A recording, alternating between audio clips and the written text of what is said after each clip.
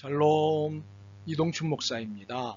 오늘도 여러분의 삶이 주님의 평안으로 가득하시길 기원하며 하나님의 말씀을 나누겠습니다. 오늘 주시는 말씀은 요한복음 5장 22절에서부터 29절의 말씀입니다.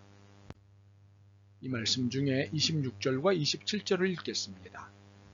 아버지께서 자기 속에 생명이 있음 같이 아들에게도 생명을 주어 그 속에 있게 하셨고 또 인자됨으로 말미암아 심판하는 권한을 주셨느니라. 아멘. 요한복음 5장 22절에서부터 29절 말씀을 본문으로 기독교는 하나님의 아들을 믿는 종교라는 제목으로 말씀을 나누도록 하겠습니다. 우리가 믿는 그리스도교의 특징 또는 정체성은 하나님의 아들을 믿는 종교라는 것입니다. 이것은 다른 종교들과 엄연히 구분되는 것입니다.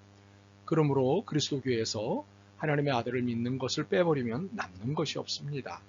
그리스도교가 아니라는 말씀입니다. 이 진리를 오늘 본문이 증거하고 있습니다. 예수님께서 38년 된 병자를 안식일에 고쳐주셨다는 이유와 하나님을 아버지라고 했다는 이유로 유대인들은 예수님을 살해 리스트에 올렸습니다. 이에 예수님은 변명이 아닌 사실을 이야기하기 시작하셨습니다. 예수님은 자신이 하나님을 아버지라고 부르는 이유를 밝히셨습니다. 간단합니다. 아들이기 때문입니다. 예수님은 자신이 하나님의 아들이라는 증거로 19절로부터 21절을 말씀하셨습니다. 아버지가 하는 것을 그대로 할 수 있는 것이 아들이라면 나는 아들이다 라고 하신 것입니다. 한 예로 하나님만이 하실 수 있는 일, 죽은 자를 살리는 것을 했다면 하나님의 아들이 분명하지 않느냐고 하셨습니다. 이렇게 19절로부터 21절에서는 예수님 자신이 하나님의 아들이심을 증거하는 설명을 하셨습니다. 그런데 22절부터는 분위기를 바꾸셨습니다. 하나님께서 아들에게 어떤 일을 맡기셨는지를 말씀하셨습니다. 아버지께서 아무도 심판하지 아니하시고 심판을 다 아들에게 맡기셨으니, 그리고 23절입니다. 이는 모든 사람으로 아버지를 공경하는 것 같이 아들을 공경하게 하려 하심이라. 아들을 공경하지 아니하는 자는 그를 보내신 아버지도 공경하지 아니하느니라.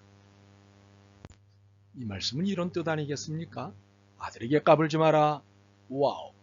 이런 분위기가 24절에서 좀 더 고조됩니다. 내가 진실로 너희에게 이르노니 내 말을 듣고 또 나 보내신 이를 믿는 자는 영생을 얻었고 심판에 이르지 아니하나니 사망에서 생명으로 옮겼느니라. 24절은 대놓고 내가 하나님의 아들이다 라고 하십니다. 선언이셨습니다. 생명, 영생, 심판, 사망, 이 모든 것이 누구의 손에 달려있는 것입니까?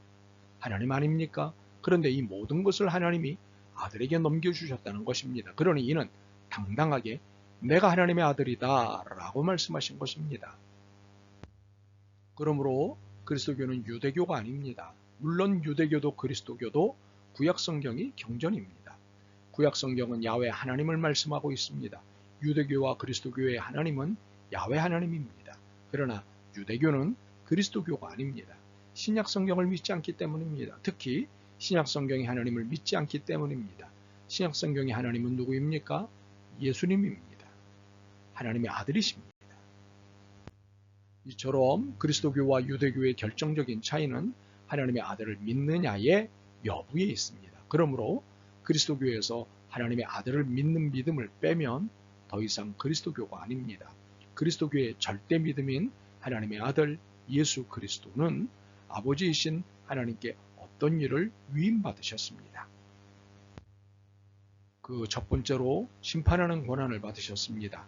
22절과 27절입니다.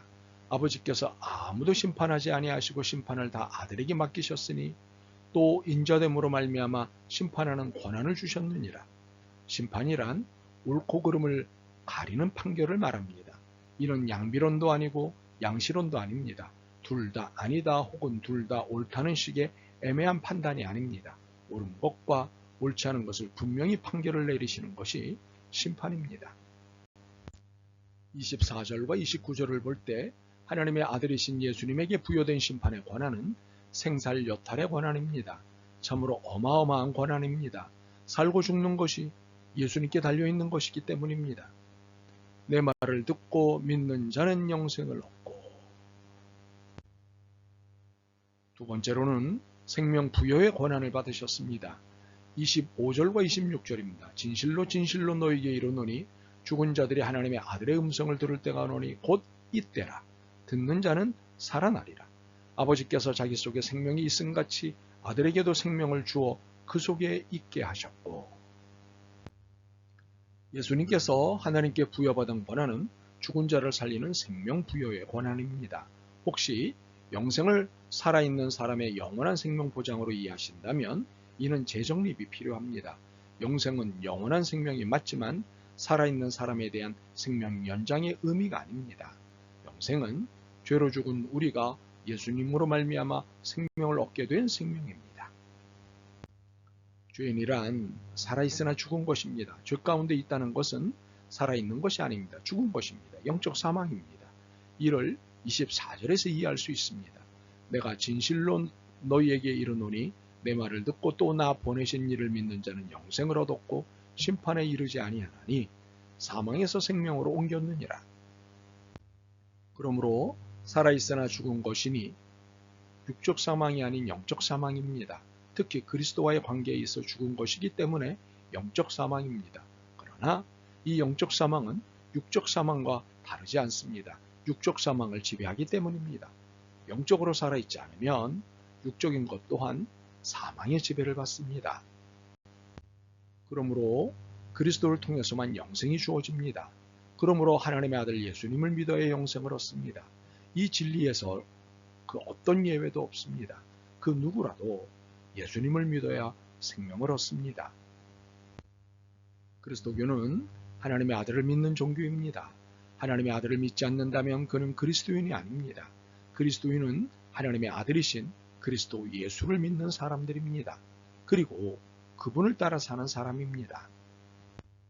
그러므로 예수님이 옳다고 하시는 것은 옳다고 믿는 것이 그리스도인입니다.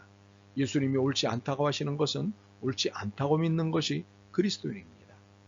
영원한 생명을 주시는 분은 오직 예수님뿐임을 믿는 것이 그리스도인입니다. 그렇지 않으면 그리스도인이 아닙니다. 그러므로 그리스도교는 예수님의 말씀에만 순종하는 종교입니다. 구약 성경도 바울 서신도 그 어떤 서신도 예수님의 말씀을 직접 인용으로 담고 있는 복음서 안에서 이해되고 해석되어야 합니다. 예수님을 넘는 성경은 없습니다. 참으로 모든 성경은 예수님 안에서만 유효합니다. 오직 예수입니다. 아멘. 주님만 믿습니다. 하나님의 아들이신 예수님만 믿고 따르고 경배합니다. 저희들의 구세주가 되어주셔서 고맙습니다. 사랑합니다. 예수 그리스도의 이름으로 기도드립니다. 아멘. 오늘도 여러분의 믿음과 삶을 응원합니다. 사랑합니다.